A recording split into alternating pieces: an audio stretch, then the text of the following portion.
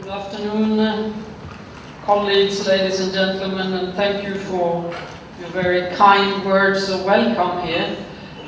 I hope I will live up to these expectations that you managed to raise so skillfully here and contribute something to this very special first lecture in memory of Colonel Brian Ward.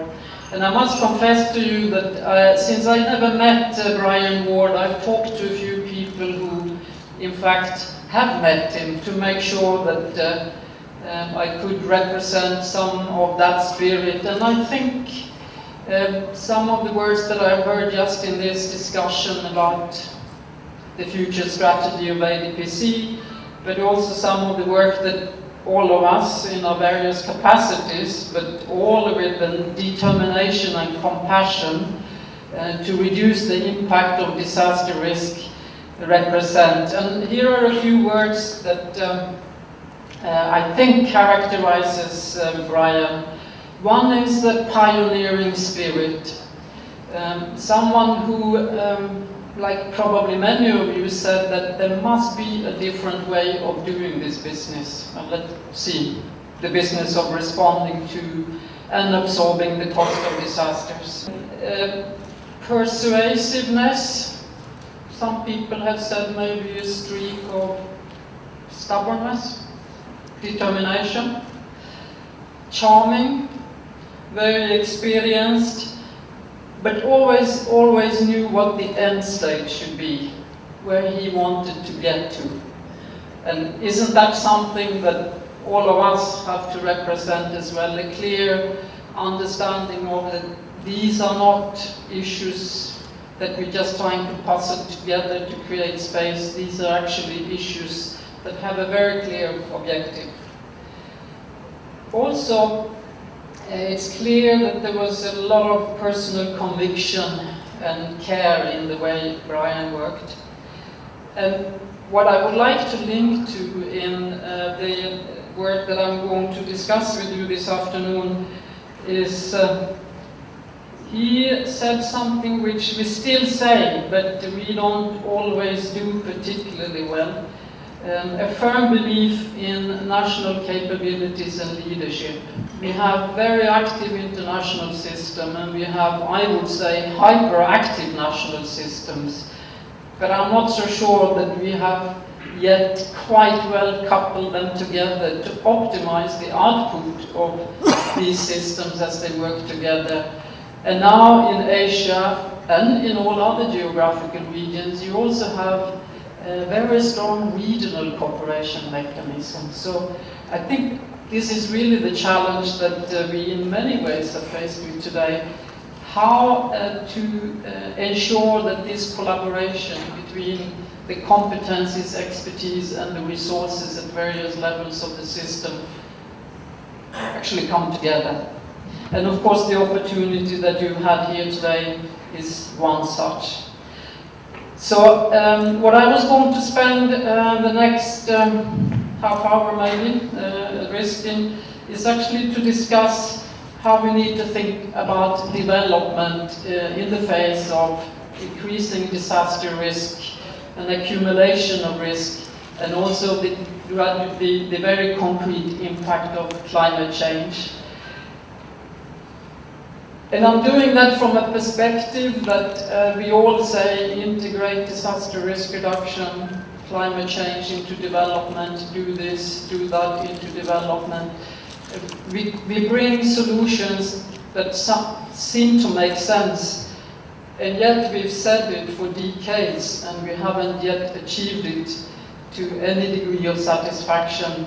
So what are the challenges we are faced with?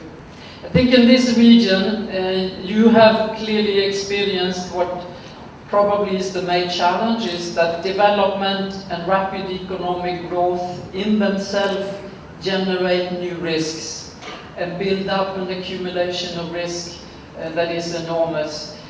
And I think these last 14 to 16 months, this region has seen many of these risks being realized. So 2 earthquakes in New Zealand, the floods in Australia, the enormous floods in Pakistan. this earthquake and tsunami in Japan that is going to dominate our thinking over the years to come in terms of the ramifications of genuine risk accumulation that countries suffer. So your economic growth and the development here has been probably the strongest in the world. The aggregate GDP has grown in this region 3 times since 1990. That's 22 years, if at all.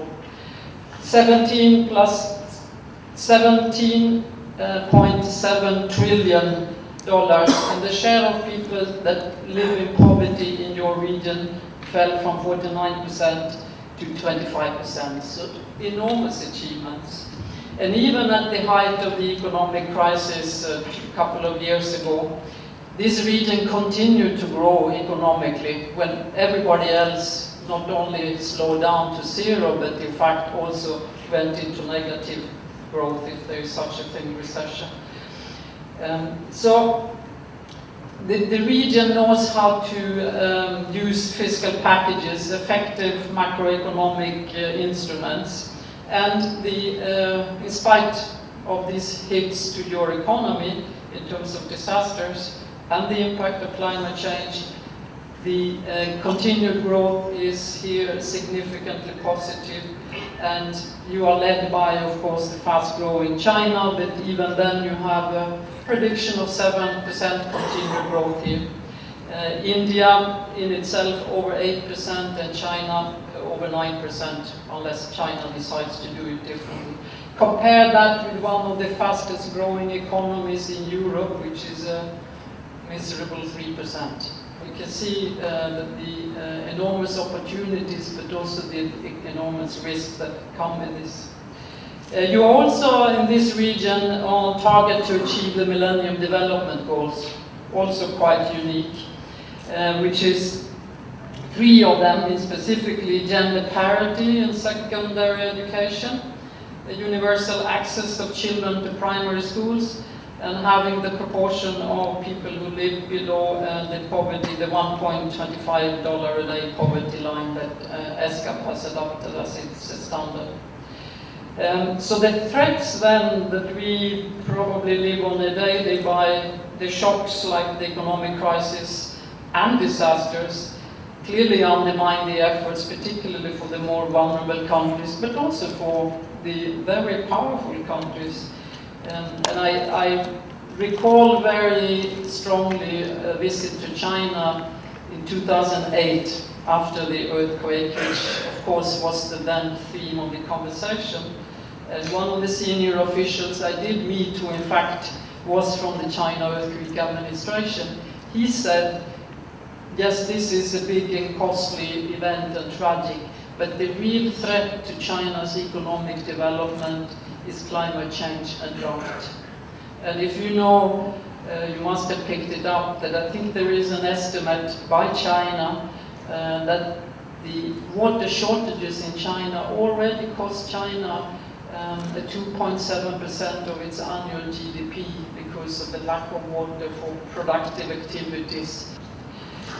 In last year, when the UN reviewed the MDGs outcomes, the UN Secretary General report, if you remember that, it was called Keeping the Promise, took note of this, and I quoted the report here: the risk of disasters is increasing globally and is highly concentrated in middle and low-income countries. Reducing that risk and increasing resilience to natural hazards in different development sectors can have a multiplier effect and accelerate achievement of the Millennium Development Goals, end quote. This is the first time, thanks to a number of very concerned member countries, we managed to get something quite affirmative into the whole MDG discussion, because disaster risk reduction has not at all featured there. Some of you will remember what happened to the efforts to get it in there when the MDGs were shaped. So let's say that there is a very strong marker from all of you there. At the same time last year, many of you contributed also ADPC and ISDR and many others. What we tried to demonstrate was how the MDGs cannot be achieved unless you risk-proof each one of them.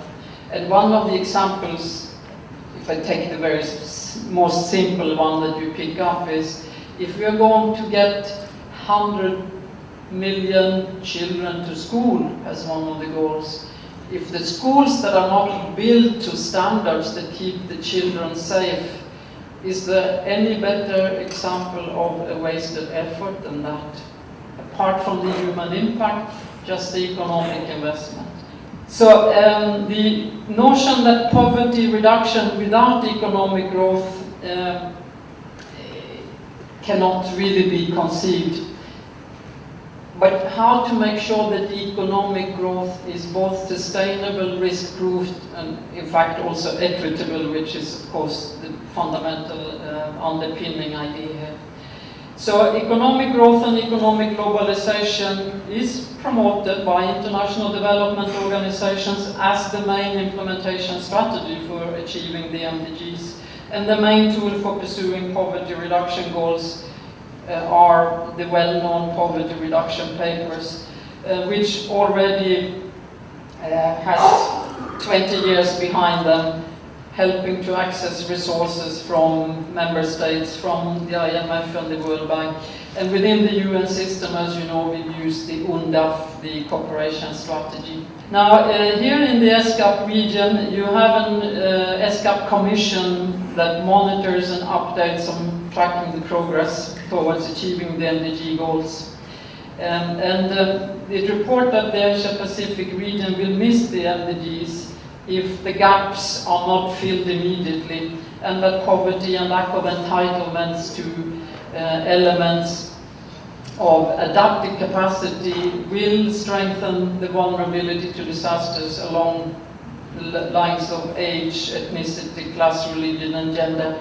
So disasters in themselves are not discriminatory, but they really reinforce social patterns of inequality. And if we are not consciously mitigating against that in our planning, we will in fact work against those very same objectives that we are trying to achieve in the eradication of poverty, development goals, and also, of course, reducing disaster risk.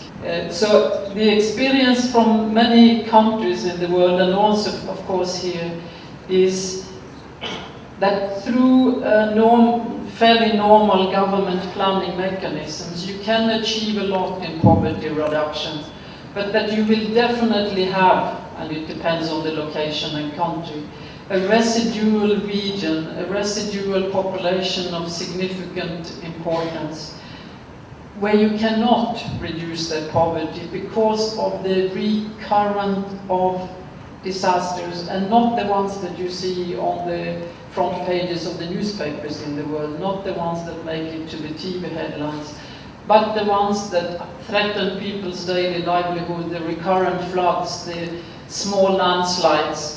I remember that as a novice on the science of landslides, I must confess, I googled landslides just to get a sense of how many people every year are killed, injured, or involved in landslide.